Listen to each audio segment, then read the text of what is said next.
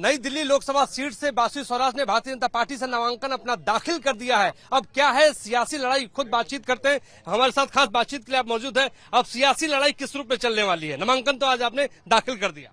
सबसे पहले तो आज मैं कार्यकर्ताओं का उत्साह देखकर मैं भावुक हूँ, जनता का आशीर्वाद देख के अभिभूत हूँ और एक विकसित भारत के लिए संकल्पित हूँ।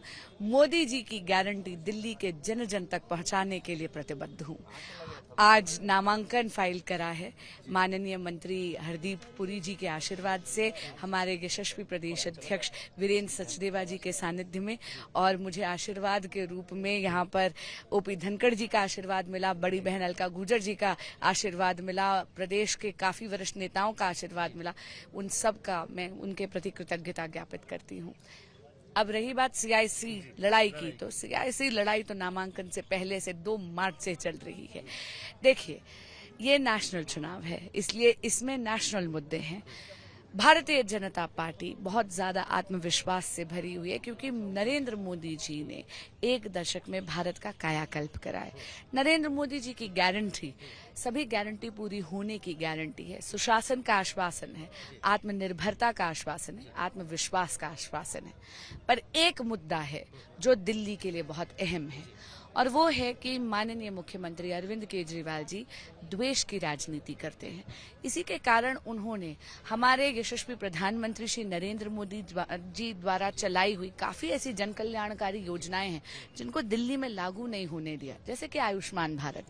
आयुष्मान भारत में 5 लाख रुपए का मुफ्त इलाज का हेल्थ कवर मिलता है लाभार्थी को, और अब मोदी जी ने गारंटी ली है कि अपने अगले कार्यकाल में आयुष्मान भारत का लाभ भारत के सभी वरिष्ठ भारतीय जो 70 बरस से ऊपर के हैं उन सबको मिलेगा। लेकिन दिल्ली की जनता वंचित रहेगी क्योंकि माननीय मुख्यमंत्री अरविंद केजरीवाल जी ने आयुष्मान भारत को दिल्ली में लागू नहीं होने दिया।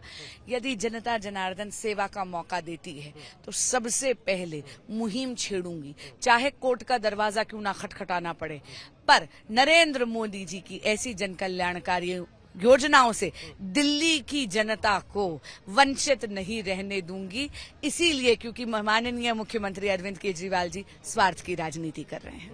ये बड़ी बात आपने कही है, लेकिन अगर हम कांग्रेस की बात करें, इंडिया गठबंधन की बात करें, तो वो कहते हैं कि संविधान को बदलना चाहते हैं, आरक्षण विरोधी है पार्टी। उनको क्या जवाब देंगे? सरासर झूठ फैला रहे हैं, सरासर झूठ फैला रहे हैं। आरक्षण का कभी भी भारतीय जनता पार्टी ने विरोध नहीं करा। आरक्षण बिल्कुल सुरक्षित है, संविधान बिल्कुल सुरक्षित है। आज तक अगर संविधान से किसी ने छेड़छाड़ करी है तो वो है कांग्रेस पार्टी। भारतीय जनता पार्टी ने तो संवैधानिक मूल्यों को सर्वोच्च रखकर बाबा साहब के सभी सपनों को साकार करा है। धारा 370 हटाना बाबा साहब का सपना था जो भारतीय जनता पार्टी ने पूरा करा है। यूसीसी लाना ये बाबा भीमराव अंबेडकर का सपना है जिसको उत्तराखंड में ऑलरेडी भाजपा लाई है, और मोदी जी के अगले कार्यकाल में हम इसकी मुहिम छेड़ेंगे। ये सरासर झूठ फैला रहे हैं।